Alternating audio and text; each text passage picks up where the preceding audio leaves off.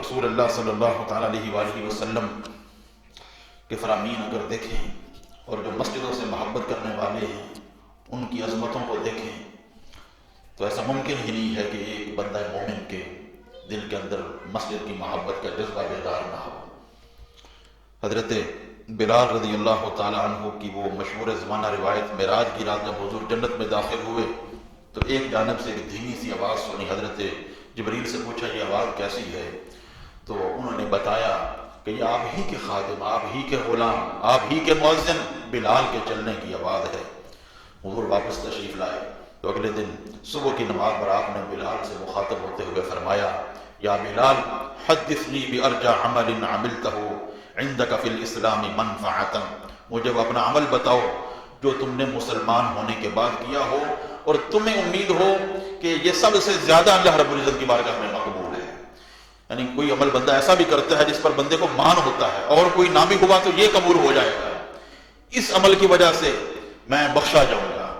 کوئی حوصلہ افزا قابل امید عمل بتاؤ تو وجہ حضور نے بیان فرمائی۔ حضور نے فرمایا فإنی سمعت اللیلۃ خشفا علیک، کہ میں نے آج رات جنت میں اپنے آگے تمہارے جوتوں کی آہٹ کو سنا ہے۔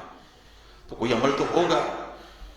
تو حضرت بلال نے فرمایا ما عملت عملا فی الاسلام ارجع عندی منفعتا، میں نے مسلمان ہونے کے بعد کوئی ایسا عمل نہیں کیا جس کی منفعت مجھے بہت زیادہ ہو سوائے ایک عمل کے۔ وہ کیا ہے؟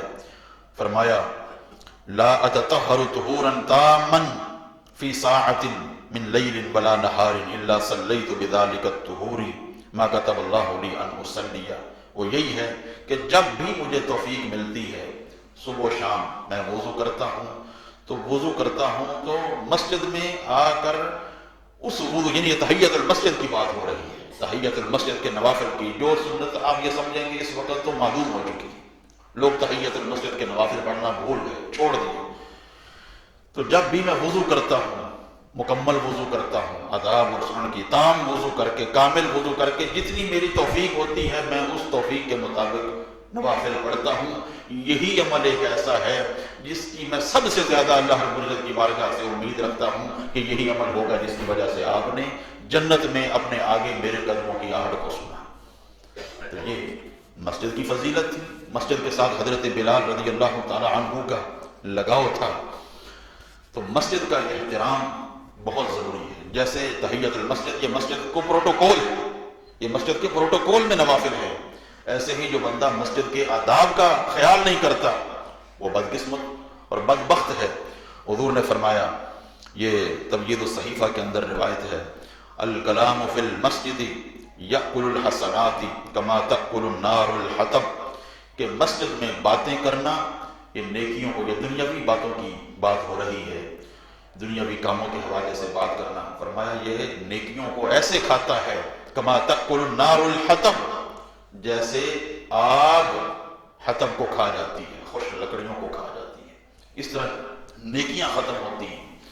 حضور علیہ الصلوۃ والسلام نے کس قدر مسجد کے حوالے سے عظمتوں کو اجاگر فرمایا۔ مسند الحارث میں یہ روایت ہے، فرمایا من اسرج فی مسجد من مساجد اللہ سراجا، جب کوئی بندہ کسی مسجد میں چراغ جلاتا ہے تو لم تزل الملائکۃ وحملۃ العرش یستغفرون له ما دام فی ذلک المسجد ضوء من ذلک السراج، فرمایا ہمیشہ ملائکہ اور حملۃ العرش یعنی حاملین عرش، جنہوں نے اللہ کریم کے عرش کو اٹھایا ہوا ہے، یعنی اس عظیم صفت کے جو فرشتے ہیں اس کے لیے یستغفرون له، اس کے لیے استغفار کرتے رہتے ہیں، ما دام فی ذلک المسجد ضوء من ذلک السراج، جب تک اس چراغ کی روشنی مسجد میں رہتی ہے۔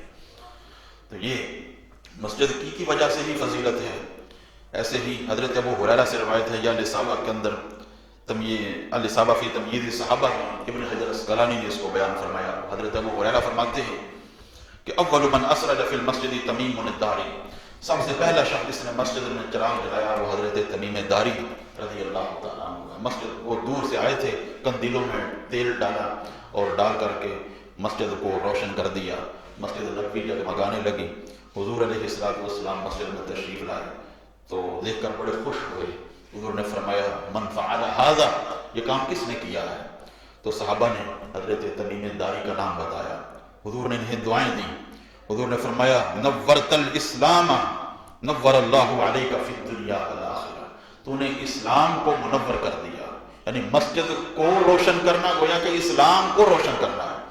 مسجد کی زیب و زیبائش اسلام کی زیب و زیبائش ہے، کیونکہ مسجد اسلام کا استعارہ ہے، یہ اسلام کے خصائص میں سے ہے۔ جہاں مسجد ہوگی آپ سمجھ لیں گے کہ یہ علاقہ وہ ہے جہاں قریب مسلمان آباد ہے، لا الہ الا اللہ محمد رسول اللہ پڑھنے والے ہیں۔ اگر کسی علاقے میں مسجد نہیں ہے تو آپ سوچیں گے یار پتہ نہیں یہاں کوئی مسلمان بھی رہتا ہے یا نہیں رہتا، مسجد ہی کوئی نہیں ہے۔ تو مسجد اسلام کے ساتھ جڑی ہوئی ہے، اسلام کے خصائص میں سے مسجد ہے۔ تو حضور نے فرمایا نورت الاسلام نور اللہ علیک فی الدنیا والآخرہ، تو نے اسلام کو روشن کیا ہے، اللہ تعالیٰ دنیا و آخرت میں تجھے روشن کرے۔ فرمایا اما انہ لو کانت لی ابنۃ، اگر آج میری کوئی بیٹی ہوتی تو لزوجتکہا، تو میں اس کا نکاح تم سے کر دیتا۔ یعنی اس قدر خوش ہوئے۔ اس وقت آپ کے چچا زاد بھائی حضرت نوفل بن حارث بن عبد المطلب وہاں موجود تھے۔ انہوں نے کہا یا رسول اللہ میری بیٹی ام مغیرہ جو ہے وہ موجود ہے، میں پیش کرتا ہوں۔ تو حضور علیہ السلام نے اسی مجلس میں حضرت تمیم داری کا نکاح حضرت ام مغیرہ سے کر دیا۔ خوش ہوئے، ایک کام دیکھا جو انہوں نے مسجد کے ساتھ کیا، مسجد کے لیے حضور علیہ السلام کو خوش کرنے کے لیے کیا۔ اب دیکھیں کہ کس قدر حضور علیہ السلام مساجد کے ساتھ محبت کرنے والوں سے محبت کرتے ہیں۔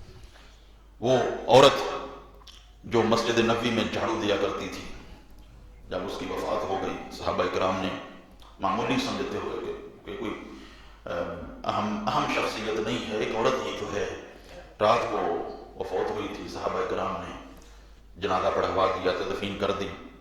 حضور علیہ السلام کیونکہ آرام فرما رہے تھے اس وجہ سے نہیں بتایا، تو حضور علیہ السلام نے اگلے دن یا چند دن بعد جب اس کو غائب پایا تو آپ نے پوچھا کہ وہ عورت کدھر ہے؟ تو صحابہ کرام نے اس عورت کی وفات کے بارے میں بتایا۔ تو حضور نے فرمایا افلا کنتم آذنتمونی بہ، تم نے مجھے بتایا کیوں نہیں؟ صحابہ سے ناراض ہوئے حضور کہ تم نے مجھے بتایا کیوں نہیں؟ دلونی علی قبرہا، مجھے اس کی قبر پر لے چلو، مجھے اس کی قبر پر لے چلو۔ صحابہ کرام کی معیت میں حضور اس کی قبر پر گئے، فصلی علیہا، آپ نے اس پر نماز جنازہ بھی پڑھی اور دعائے مغفرت بھی فرمائی۔ یہ بہت سی کتب کے اندر روایت موجود ہے، اور بخاری شریف کے اندر بھی یہ روایت موجود ہے، ابن ماجہ کے اندر، صحاح کے اندر یہ روایت موجود ہے۔ دیکھیں جو مسجد کے ساتھ اللہ کے رضا کے لیے کوئی بہت بڑا کام نہ بھی کرے، صفائی ہی کرے، تو حضور علیہ السلام کی بارگاہ میں اس کی بھی بڑی قبولیت ہے، حضور اس کو بھی محروم نہیں فرماتے۔ لہذا ایک ایسا کام جو اللہ رب العزت کی توفیق سے اہل ایمان کے ہی حصے میں آیا ہے، اہل ایمان ہی کے حصے میں آیا ہے، اور قرآن نے جس کام کے بارے میں بتایا ہے کہ انما یعمر مساجد اللہ من آمن باللہ والیوم الآخر، کہ مسجدوں کو اللہ کے وہی بندے تعمیر کر سکتے ہیں جن کو ایمان باللہ کی نعمت سے اللہ نے متصف فرمایا ہے، جو ایمان کے ساتھ متصف ہے۔ یعنی جو بندہ مسجدیں تعمیر کر رہا ہے جب وہ دنیا سے جائے تو تم قرآن کی اس آیت کی روشنی میں یہ کہہ سکتے ہو کہ یہ بندہ ایمان کے ساتھ جا رہا ہے، ایمان کے ساتھ جا رہا ہے، کیونکہ قرآن نے کہا ہے انما، وجہ حصر ہے کہ مسجدوں کو ایمان لانے والے ہی تعمیر کر سکتے ہیں۔ لہذا ایک ایسا عمل جو کہ اہل ایمان کا خاصہ ہے، اہل ایمان ہی کرتے ہیں، یقیناً اہل ایمان کو اس میں بڑھ چڑھ کر حصہ لینا چاہیے، اس میں جتنا وہ ہو سکے اپنا کردار ادا کرنا چاہیے۔